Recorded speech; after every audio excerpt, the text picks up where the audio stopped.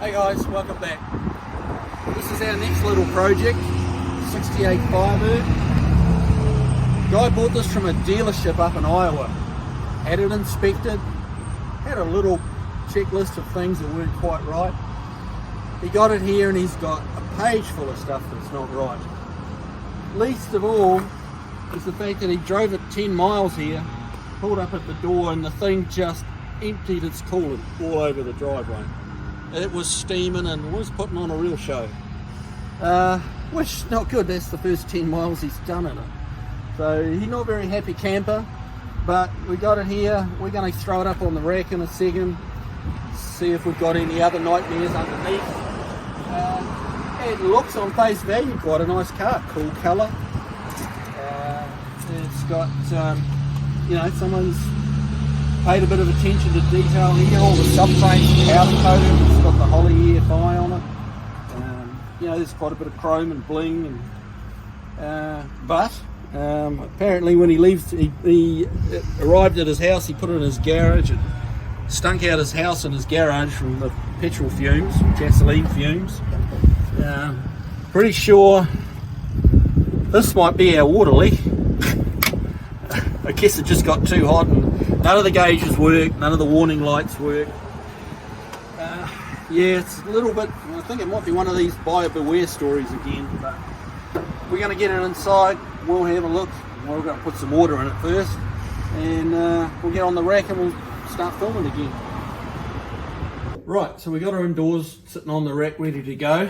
Had a quick look around in the engine bay. For me, these horrible convoluted metal hoses, just a disaster waiting to happen. You've got, you're trying to clamp a rubber hose onto this convoluted shape. They're just too prone to leaking, so we're going to delete those, just put regular hose on there. That'll look just fine. We've got it filled with water again. One thing we noticed, the fans aren't working, which is probably why it overheated. So I had a quick look into the Holly Sniper. You can see, someone's done the nice upgrade, put the Holly Sniper injection on it. Now, the Sniper has an output that triggers your fans for you. It knows the temperature of the engine, through the sender unit, and turns the fan on. So I had a quick look and had a look into the menus on it and found the fan outputs, and it has two outputs, fan 1 and fan 2. Now fan 1 was set up to come on at 160, off at 155, pretty good numbers. Thought, why is it not working? Well, it turns out they set those up, but they actually hooked the fan relay into the second output, the fan 2, which was set up at like 250. So it was never going to come on until it was actually boiling. So we fixed that. That's just kind of just dumb stuff. But I think that's really the root cause of his overheating, so that wasn't a big deal to do. The brake boost is not working properly. That's not holding a vacuum. We've got some kind of a leak going on in here. So there's that issue.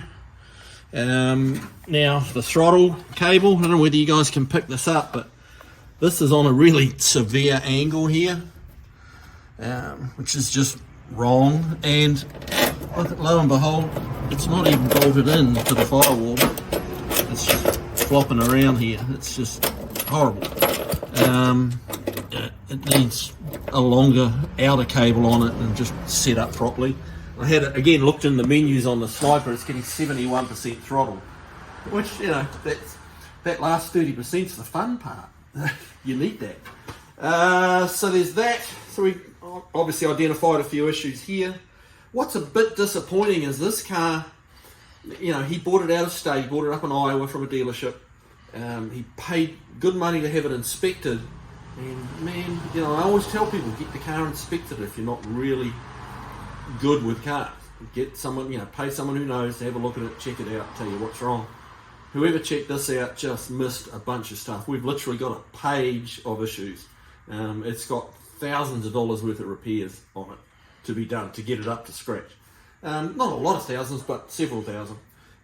So yeah, let's get it in the air, have a look, see what we got underneath. She's up in the air, on the way up. Now this is not a big thing, but honestly it's the little details that kind of give you clues as to how hard somebody tried when they were putting it back together. this moulding, the wheel arch moulding, it's just kind of hanging. It's screwed at the front, at the back, and at the front, and they've rolled the fender lip here, which you can't see, it's hiding behind this chrome. They've rolled the fender lip, so there's nowhere to screw it to. So they just left it there. The crazy thing is they rolled the fender lip, because the tyres are quite big, so it was going to hit. Then they put this on, now the tyre's going to hit the chrome trim. Like, think about it, guys. Alright, next we got exhausters hitting on the rear axle. Again, that's not a big deal, but it clangs when you drive it, you know, and like you can hear it hitting and you can see where it's been rubbing. Rear brakes, we noticed the rear brakes are just not working at all. Like, it makes it really easy to do a little line lock, but it doesn't help you slow down any. So we had a quick, tried to bleed it, see what was going on, and the rubber hose, the rubber flexible line from the chassis to the axle housing, it's swollen shut. There is nothing at all coming through. Rear brakes do not work. Not a big fix, but you know, shouldn't be left like that. As far as the underside of the car, it's really pretty good. It's got its original floor pans. It's not been patched and you know, quilted together. And I'd actually have to say this is probably one of the better, you know, first gen FireBird Camaro that we've had through here. As far as the floor goes and the chassis, the rockers, you know, it's all original. Everything's kind of pretty. Someone's put a black coat of paint on it just to make it one colour, and that's okay. Subframe's powder coated, that's quite nice. They left the little shield here off, which, you know, you do see that quite often, but you know, the factory put it there for a reason. It does really need to have it, so we'll pop one of those on. What else? Really underneath it's not too bad. The biggest issues is the brakes, the lack thereof. And yeah, so we've got a few dollars to spend. Inside wise, none of the dash gauges work. Like, doesn't really have gauges, this model car. It had warning lights. You've got an oil pressure warning light, water temperature warning light, charge warning light. None of those are working. So you're really just completely in the dark as to what's my engine doing. Who knows? And this is why it got so hot yesterday getting delivered. And he had no idea it was hot. He just pulled up and it just burst into, not smoke, but steam. It just popped that bottom radiator hose off, and it looked pretty impressive though. But underneath, it's got the Detroit Speed suspension in it, the tubular A-arms. These are nice. You know, it does help the handling of these cars. They changed the geometry, Detroit Speed, and you get a little bit more bump travel in them, which is nice. But yeah, all in all, I'd say this is a good car.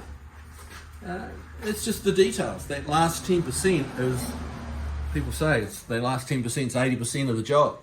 And it really is. And it's that attention to detail.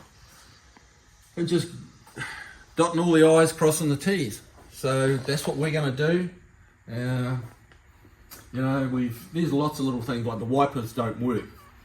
Okay, why don't the wipers work? There's no wiring going to the wipers at all. Like, there's just nothing there. It's not like we've got a bad connection somewhere. There's no connection. So just things like that somebody's tucked we've got to find the wiring. It's not even visible. So there's just a bunch of little things like that which add up. You know, it all takes time. So the guy hasn't done bad. The guy who inspected it let him down. But I guess that happens. He's going to have to spend a few thousand, and you know, he'll have a really nice car. So anyway, that's it on this video. We'll come back to you as we get a little bit more done on it, get it back to him, and you guys have a good weekend. See you soon.